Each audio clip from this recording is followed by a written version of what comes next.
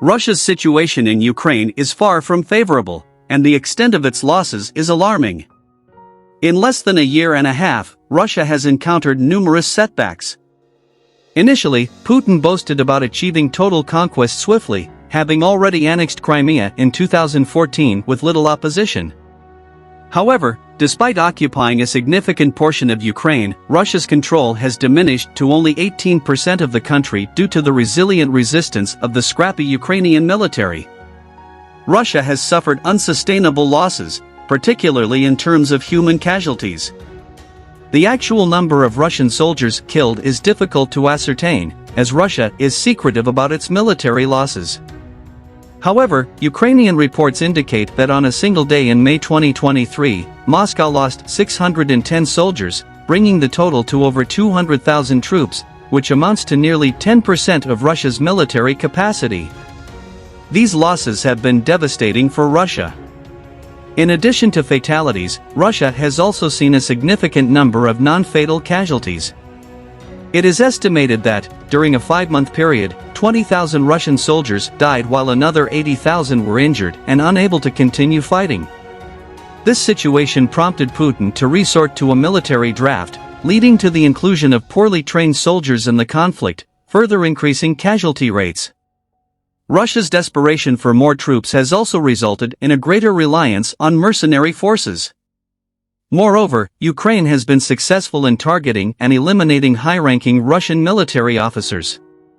The Ukrainian military has effectively assassinated commanding officers, including 2 colonels and 14 reported Russian generals.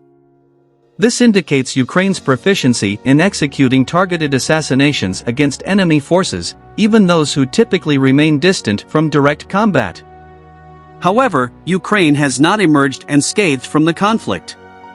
While the total casualties on the Ukrainian side are lower than Russia's, the impact on Ukraine is significant due to its smaller army. Estimates suggest that Ukraine has suffered at least 16,000 deaths and 125,000 wounded.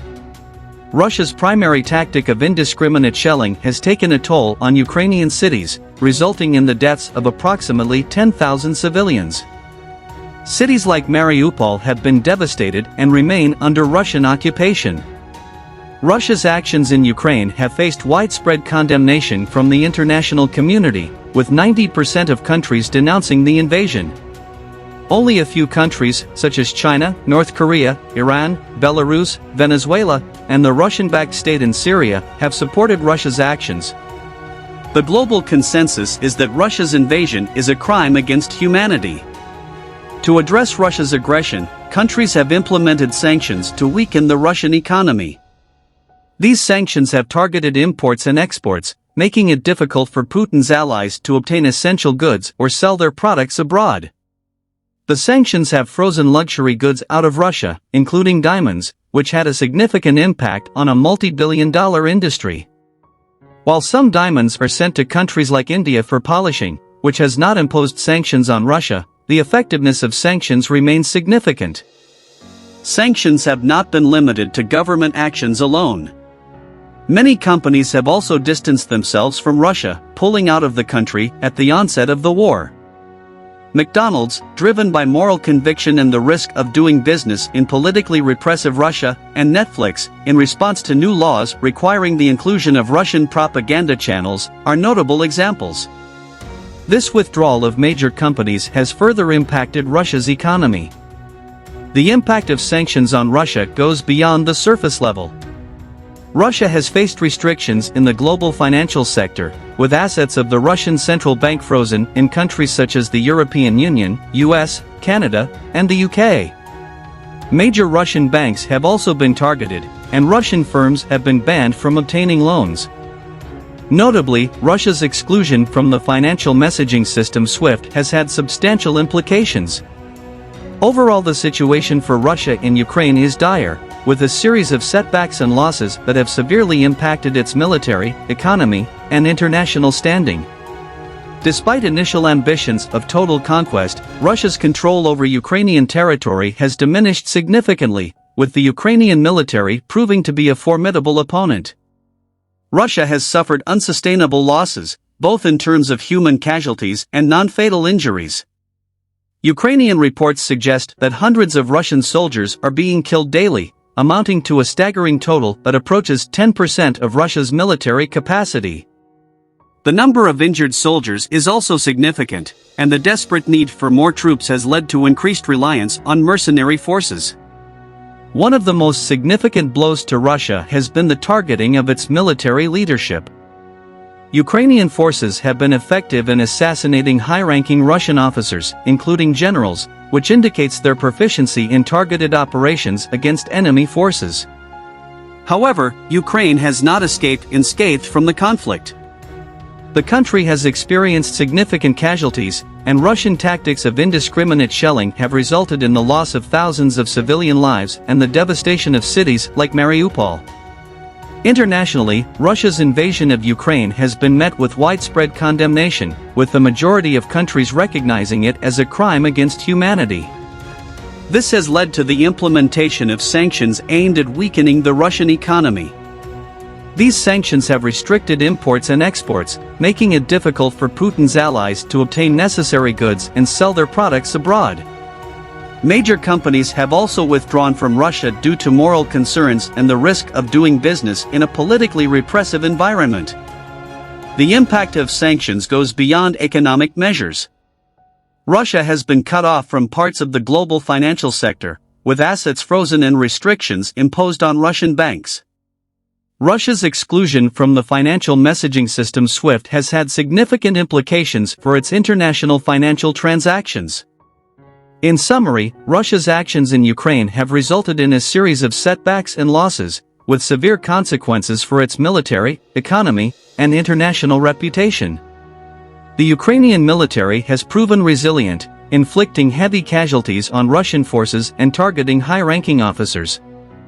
The implementation of sanctions has further weakened Russia's economy, leading to the withdrawal of major companies and restricting financial transactions. Overall, the situation for Russia in Ukraine is dire, and its losses continue to mount.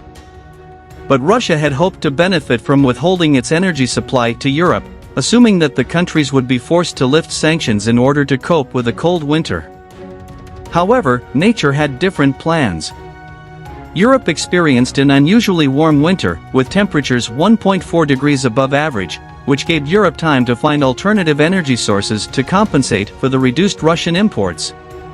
Despite keeping the supply chain open, Europe imposed price caps on Russian oil, showing that even the oil industry wasn't exempt from sanctions. Vladimir Putin, on the other hand, maintained a boastful and aggressive demeanor throughout the war, threatening retaliation over sanctions and military aid to Ukraine. As international companies left, Russia took over the abandoned facilities and replaced them with Russian-owned alternatives, such as McDimitri's. This was done to create an illusion of strength for the Russian people, even though the government heavily controls the media and suppresses opposition views. However, such control cannot last indefinitely. Initially, Russia was in favor of the invasion, fueled by Putin's claims of quickly capturing Kiev and a sense of pride and resentment stemming from the collapse of the Soviet Union. Early polls suggested that a significant majority of Ukrainians supported prosecuting the war as needed. However, as time passed, the reality of the war became apparent. Kiev remained unconquered, and Ukraine employed strategic tactics to prevent encirclement, leading to sanctions and the introduction of NATO weaponry. Russian soldiers were returning in body bags, and their weaponry was being destroyed rapidly. Eventually, a draft was announced, with middle-class professionals abruptly sent into the battle zone after only a few weeks of training. The suppression of anger cannot be sustained indefinitely. Protests in Russia are usually scarce due to the constant surveillance by the government. However, in 2022, protests erupted shortly after the invasion, resulting in nearly 15,000 arrests in the initial weeks. Subsequently, the combination of the high risk of protests and intense Russian propaganda caused anti-war activists to quiet down. But then, a significant shift occurred when the draft was announced on September 21, 2022. Within days, over 2,000 people were detained in protests. Unlike previous protests dominated by young anti-war activists, these demonstrations included many older women who were protesting for the lives of their sons and husbands. Rumors circulated that the draft heavily targeted ethnic minority groups in the Caucasus and eastern regions. Brutalizing and labeling anti-war activists as terrorists became more challenging when faced with a babushka carrying a sign that read, "We will not give up our husbands." Despite dispersing the protests, they persisted and continued to grow in numbers. Consequently, Putin had to employ a strategy he was uncomfortable with, an attempt at a charm offensive. While he had largely remained behind the scenes, issuing orders from his inner circle and communicating with trusted advisors, the ongoing protests compelled Putin to hold a summit with mothers of fallen soldiers in Ukraine, attempting to showcase compassion and empathy. The statement "I feel your pain" can only go so far, and many observers noted that Putin appeared stiff and disconnected during the summit. This reflects a larger issue for the Russian leader. Speculation about Putin's health has been circulating for some time, as the few recent glimpses of him show signs of physical decline. This contrasts sharply with the image he projected in the past, showcasing strength and vitality. Rumors about Putin's health range from complications related to COVID-19 to terminal cancer. However, concrete information about his health is closely guarded, leaving speculation as the only option. Nevertheless, any discussion about a leader's successor is not a good sign for that leader. Former President Dmitry Medvedev and Defense Secretary Sergei Shoigu, experienced government figures, likely harbor ambitions for the top position and may seek to gain favor with Putin. However, potential successors may not share the same strategy. Putin heavily relied on warlords and private armies to prosecute the war, and this could become a problem if his grip on Russia weakens. In the event of his sudden passing without designating a successor, it could lead to a bloody civil war and power struggles. Ethnic minority groups, like Ramzan Kadyrov's Chechens, might see an opportunity to seek independence or seize control of Moscow. Additionally, figures like Yevgeny Prigozhin from the Wagner Group, who played a significant role in Russia's advances in Ukraine, may attempt to leverage their power. However, Wagner's success has inspired other corporations, such as Gazprom, to establish their own private armies, not only to protect themselves from potential government crackdowns but also to secure their power in the aftermath. Despite these challenges, Russia still has a long way to go, as things are not going well.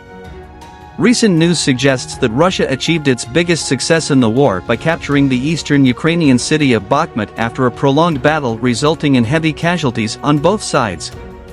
However, the city has been largely depopulated, leaving it in ruins.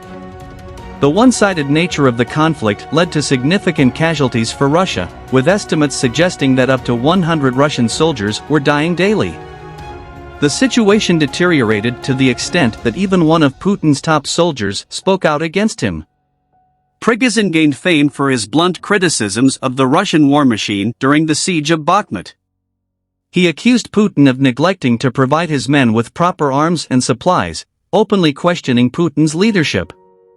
Normally, such criticism would lead to immediate retirement or worse, but Prigozhin, the head of the Wagner Group, remains untouched and has even grown more popular in Russia.